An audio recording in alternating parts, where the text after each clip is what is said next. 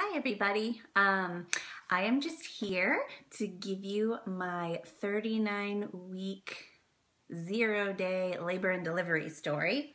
As you know, I had my baby 3 weeks ago now. It was on January 11th, 2015. His name is Liam Phillip, and he's very sweet and awesome. But I thought I would check in with you guys and just let you know a little bit about how he came to be. It was very dramatic and exciting because it took a few days of labor on and off for him to come. It all started probably about 38 weeks, 2 days, I think. It was like a Tuesday. And he was moving around in my belly, and I'd felt a lot of contractions all day, but nothing consistent. And then around dinner time, like say 5:30, the contractions started, and they were like getting more and more consistent, and they weren't like Braxton Hicks anymore. They were squeezing, but they weren't like so gentle. Like I could feel the pain, and it felt like menstrual cramps, and it was wrapping around my back to the front. And then I was starting to kind of have to breathe. But they were still like 15 minutes apart, 10 minutes apart. So I wasn't really concerned. I thought, oh, I'll just relax, drink water. I'd already had a false alarm a couple weeks before. So I just figured, oh, it's nothing. But then as the evening went on, it got worse and worse, and the pain got more and more intense, and then soon I was like yelling. And I think it was around 9:30 that night when I said, that's it, we have to go to the hospital. Like the contraction, I was timing them on the app on my phone. It was this sort of contraction timer thing, and I think it was called full term, I think it's called. So I was like, they're 2 minutes apart, they're hurting. So we called the neighbor to come stay with the kids while they were sleeping. And we went over to the hospital, and they checked me out and said, okay, let's go. And you know, we checked in, they got me in the hospital gown, I gave like blood work, they hooked me up to the IV. All the while I was like screaming in pain. I was like, I want the epidural now. But they're like, well, we need to check you still. And it took 3 different people to check me because the baby was so like high up that they couldn't quite reach my cervix to figure out like how dilated I was. And the baby was posterior, so he was face up, so they couldn't quite feel him. But they're like, okay, you're like 3 centimeters. And I thought, that's it? It feels like way worse, way more than that. So they hooked me up to the machines, and we went through the whole process, got all checked in, filled out all the paperwork. And then they started me on fluids, IV fluids and antibiotics, because I was positive for group B strep. So once that was underway, it was just sort of like waiting. I was going through the contractions. They were still every couple minutes apart. They're very painful, enough for me to like yell and have to breathe and do all my techniques. And this went on like most of the night. We got there at say 10 p.m. and then around 4 in the morning, they just stopped. There was no more contractions. Everything just ended. So they said, well, let's just wait and see what happens. I didn't dilate anymore. Everything just stopped. I think they checked me later in the morning, and I was like a 4 at 4 centimeters. But they didn't want to give me Pitocin or augment the labor because I wasn't 39 weeks. And now when I had my other 2 kids, this policy wasn't in effect. It was like if you were in labor and you were dilating, they would augment it. And, you know, especially if you were in the last 3 weeks, 37 weeks, 38 weeks, something like that, you would just have the baby. But they're like, no, we're not going to do anything unless you're 39 weeks. And I was 38 weeks, 2 days. So they weren't prepared to do anything to help me along. So I went through all that for nothing But at least it got the baby going. It got the process started. So I ended up staying until about 10 in the morning. I walked all over the hospital. I tried to do everything I could on my own to augment the labor, and it just stopped. So I basically had to go home. So we were there all night, hooked up to IVs, the whole bit, and it was just for nothing. You hear my dog barking? She's really loud. I have a little mini dachshund named Marin, and she's just noisy and barking. So anyway, we were really disappointed, and I was so upset because it was so painful, and we just went through horrors trying to get through the labor. And at that time, the baby's head was down. Previously, forever, the baby had been breech, transverse breech, which means he was laying left to right in my belly, this way. But then he miraculously turned and his head was down. So we figured, oh, he's ready to come out, but his head was still really high. And I kept thinking, well, maybe there's something keeping him from coming out. Like, is he tethered or, you know, with the umbilical cord? Is there something wrong? I feel like there's a reason he was transverse for so long. There's a reason his head isn't descending. You know, it's like he wants to come out, but he can't. It's just a feeling I had.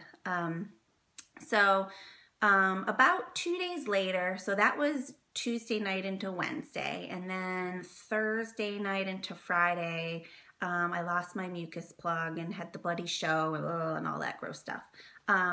So I knew labor was coming, like the real deal. I was still dilating. It just showed that, you know, things were still happening, so that was good. And then Saturday came and I had no symptoms at all. I didn't have any Braxton Hicks all day. I didn't have any contractions all day, nothing. And I thought, oh, I was so close to having the baby and now there's nothing. So I was really disappointed. And then Sunday, I just didn't feel well. I felt off. That was the day I became 39 weeks. And it was just sort of like I was exhausted, like way more tired. I was already tired every day, but this was like I needed to sleep constantly all day. I was just laying around, had no energy, didn't feel right, just sluggish. And then I started with my Braxton Hicks kind of contractions in the afternoon. And then around dinner time, they got worse and turned into real contractions. And then it just got intense, like really fast. I went from not being sure, like, okay, I think something might be starting, to then I thought, well, I'd better take a shower just in case. So I got all cleaned up and ready and got my hospital bag set because I started to feel like the real contraction pains setting in and I wanted to be ready. But I didn't realize it was going to go so quickly. Within a half an hour, like my contractions were right on top of each other every 2 minutes. So I ran to Chris. I was like, get your stuff, we have to go. But of course he took a quick shower and, you know, wanted to get ready too. So I was like in the kitchen waiting and kind of screaming. I don't think he realized how fast it was going either. Neither of us did. So, luckily his parents were here helping with the kids and they were, you know, handling everything so we could just kind of run.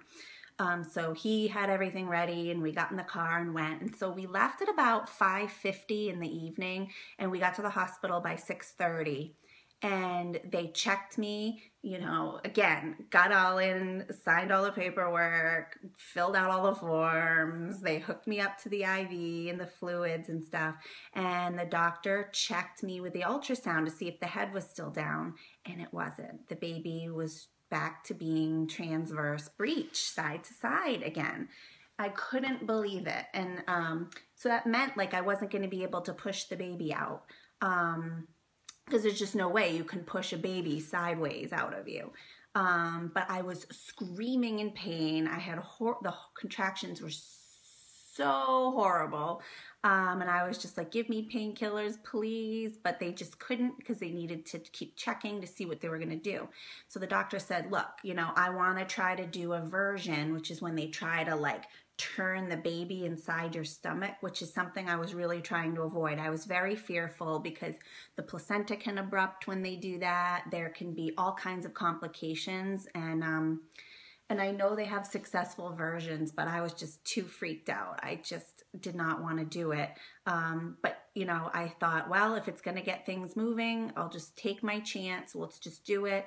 And so she said, you know, let me go check on some things. And then when she came back, she's like, I'm so sorry. You're going to hate me. She's like, I can't do it. Your contractions are too close together now. You're like, they're right on top of each other, and there's no time to turn the baby in the middle of them because the contraction squeezes and then they can't make the baby can't really move during it.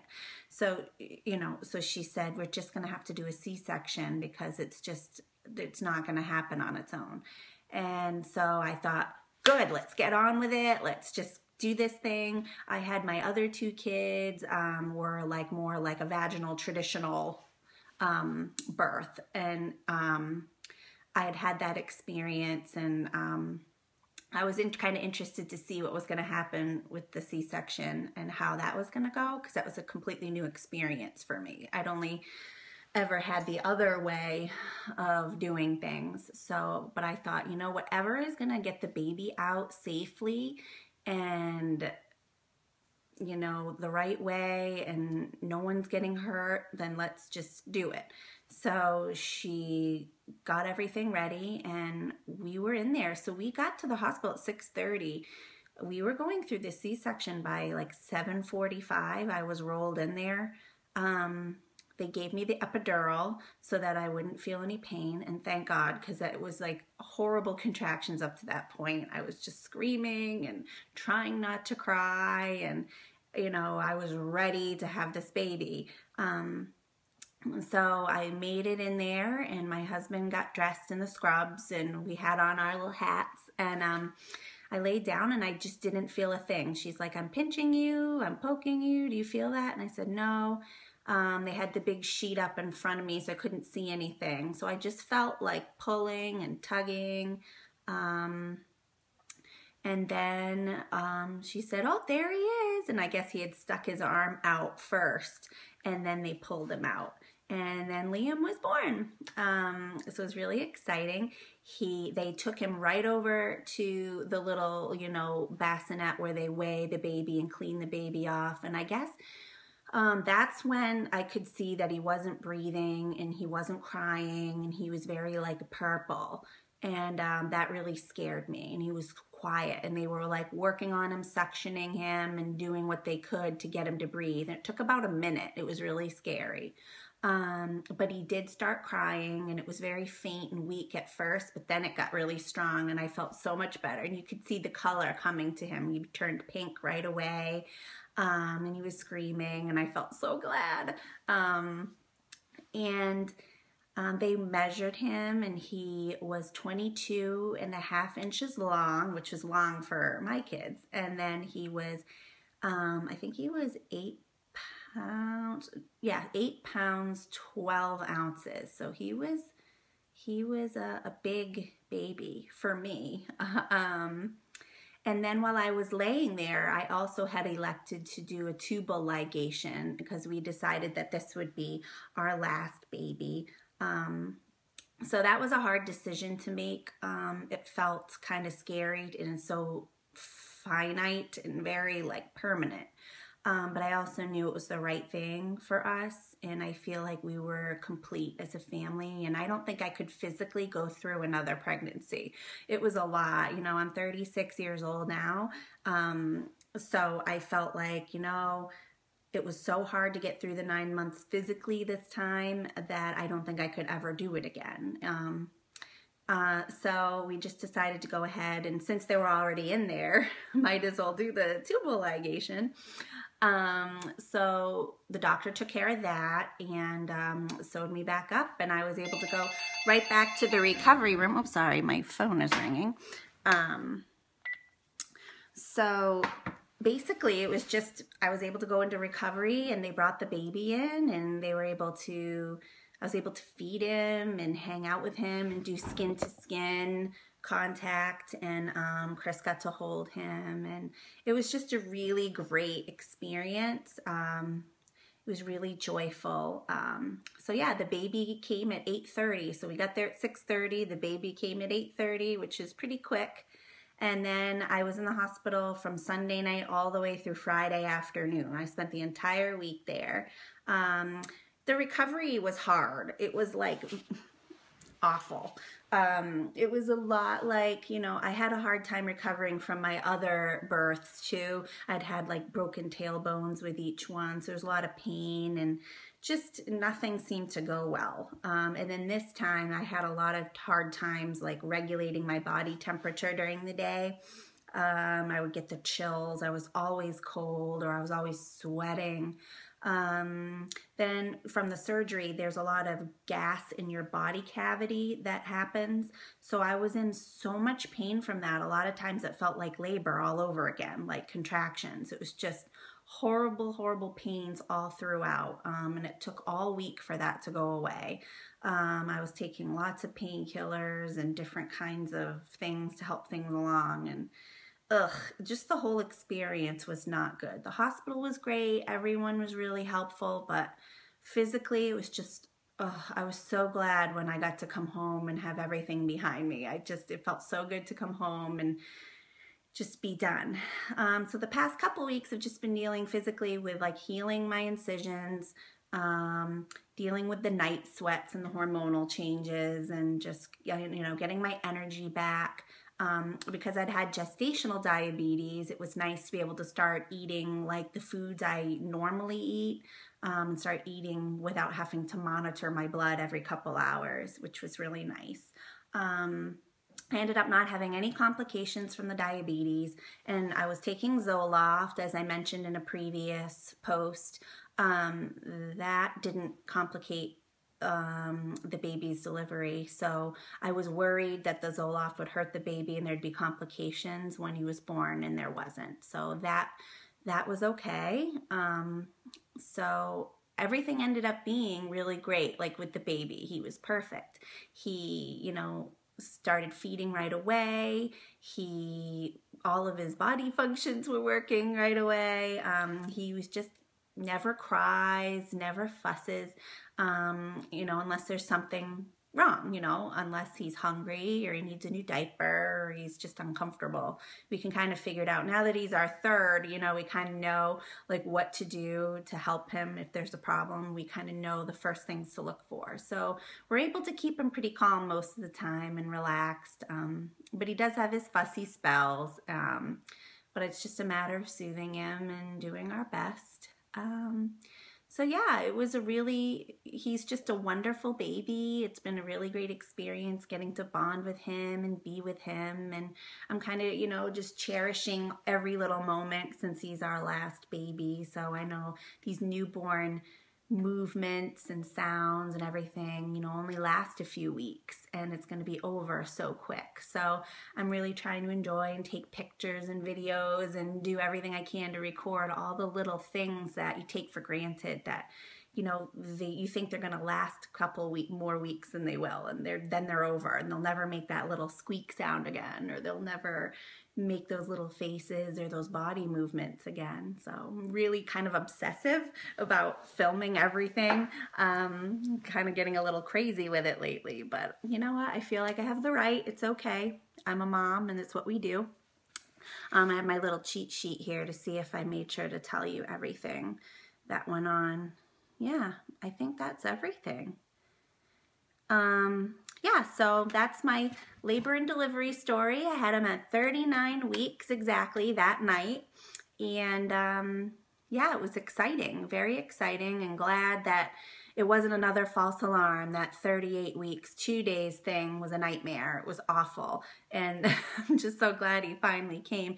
And the other thing that, you know, I had that feeling that he couldn't come out and that maybe he was stuck. And it turns out that the umbilical cord had been wrapped around his neck 3 times.